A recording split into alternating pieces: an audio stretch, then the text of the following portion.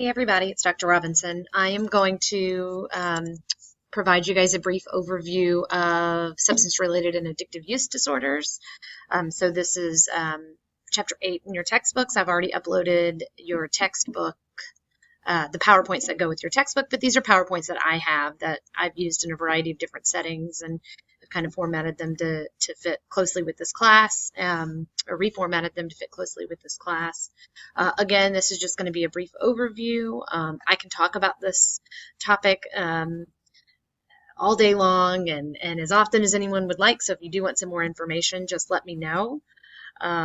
So again, this is diagnosing substance-related and addictive disorders, and you'll notice just even in this section of the DSM that it's not just substance-related disorders. That we're also talking, they included that word addictive disorders, and so you're going to find that we'll talk a bit about some process disorders as well. So process addictions being behaviors, not chemical substances. So the DSM, this is one of the very few times you'll ever see me use quotes, and I think that it sums up what substance use disorder is, and so it's this cluster of symptoms that are comprised of behavioral, cognitive. So we've got emotional things going on, we've got thought and processing, and we've got physiological symptoms, all of which the individual continues to use despite there being problems in all of these areas. So a cluster of cognitive, behavioral, and physiological symptoms indicating that the individual continues using the substance despite significant problems. So whatever the substance or behavior is, the individual continues to engage in it or use it despite the fact that there's an overwhelming amount of problems in the individual's life. And so just to sort of put this frankly, substances or behaviors serve a purpose for the individual. They are benefiting, if you will, the individual, certainly not in a positive way, but in a purposeful way. The individual maybe is traumatized, and this is a way of traumatized, depressed, anxious, you name it, and this is a way the individual is self-medicating. Again, the substance serves a purpose because the individual is having a remedy, or the psychological symptoms are being numbed, or being suppressed, or being just sort of poorly dealt with by means of this substance. Again, sort of just the idea of self-medication. Or it could be the individual doesn't know how to process the discomforts or upsets or traumas of their life. And so if I don't know how to do something, being numb might just be the best option for me.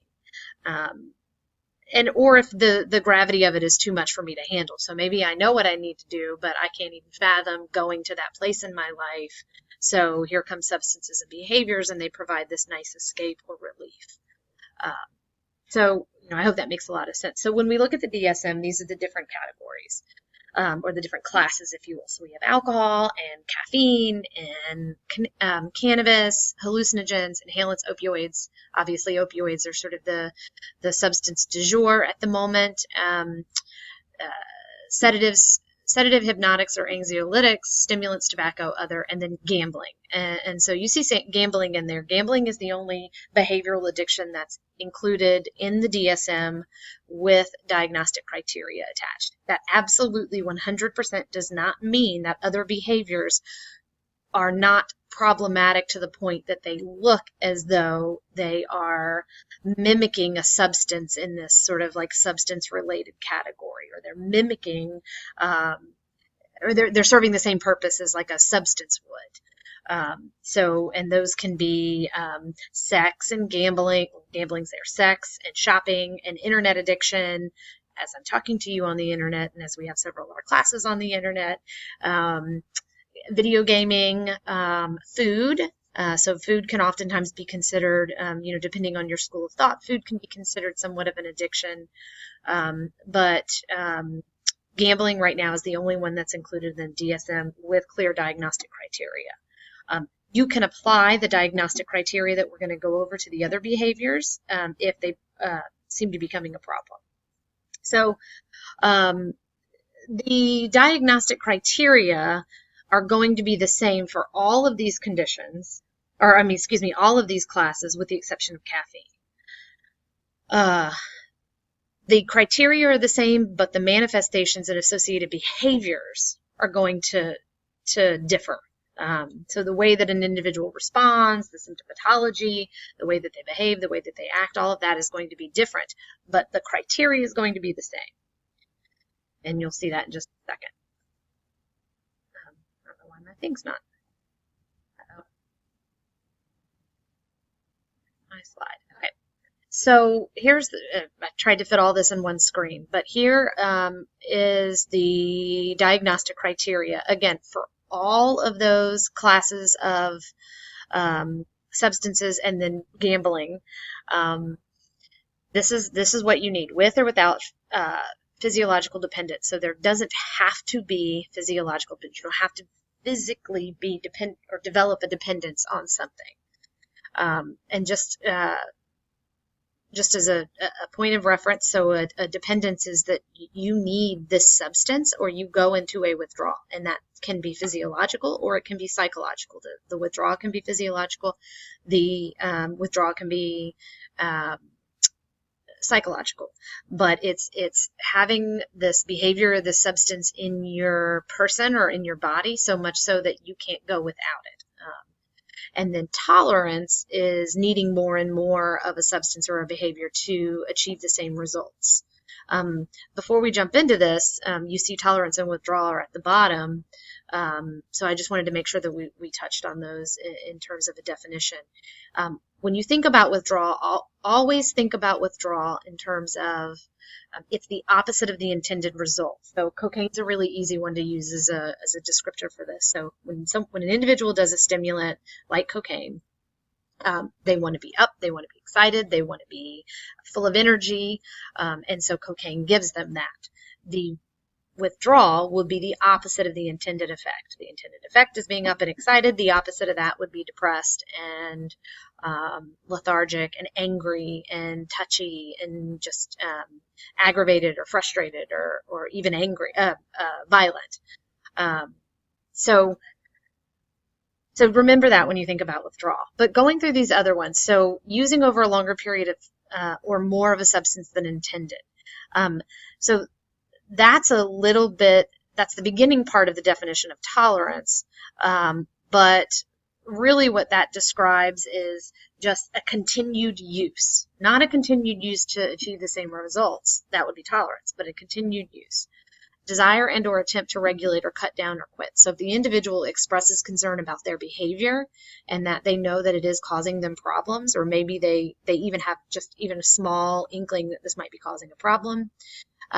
3, a lot of time is spent trying to obtain these substances or in sort of being hungover from substances or these behaviors, of course. So a lot of time is spent, a lot of time and effort and energy is being spent and revolving around the substance or the behavior. Is there a craving or a strong desire to use? So the individual wants or needs the substance or behavior. And then you've got some interesting, so 5, 6, and 7, and you'll see those go together. So recurrent use that interferes with major obligations.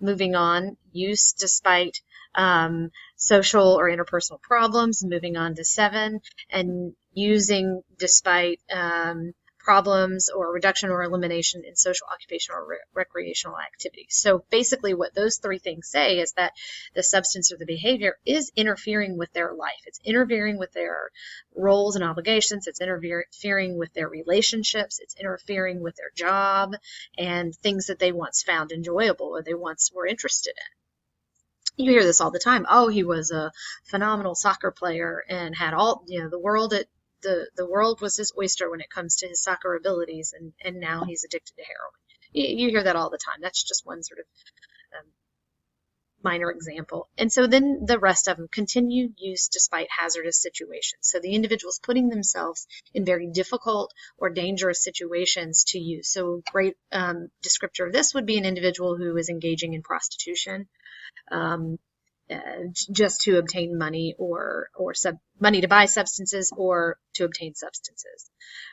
Continue use despite knowledge of negative physical or psychological consequences. So they know that their physical self is harmed. They know that their psychological self is harmed and that there's grave consequences around them, but they don't stop using and they can't stop using. And then, of course, you've got tolerance and withdrawal, and we just went over that. So when you diagnose, there's mild, moderate, and severe, and that depends upon the number of symptoms that the individual displays as they sit in front of you and give you their history. Remember, and you're not going to just primarily diagnose off of an assessment. You need their history. You need information from them. And so if you have 2 to 3 symptoms, you're mild, 4 to 5 is moderate, and 6+ symptoms is severe. And then you need to make sure that you determine whether or not they're intolerance, they meet the criteria for tolerance or withdrawal. I probably should have moved this slide up, but you can see what I was talking about. So those 4, I'll jump back to that just real quick. So 1 through 4, if you get that. 1 through 4 are pathological patterns. 5 through 7, those are the social impairment. 8 through 9, risky use, and then 10 through 11, which is tolerance and withdrawal pharmacological.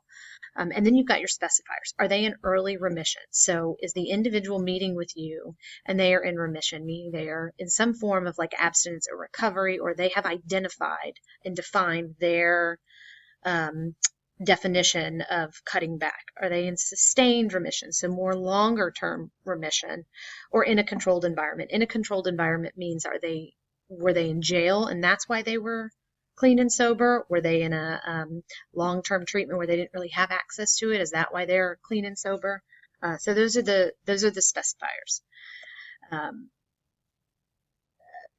Diagnosing intoxication and withdrawal, depending upon the situation that you work in, unless you work on in like a detox facility, you will probably not use this criteria here or diagnosing them as intoxication and withdrawal. You will probably be seeing individuals when they're coming to you because they are getting out of treatment facilities and they want to continue aftercare, or they are coming to a treatment facility where they have already gone through detox.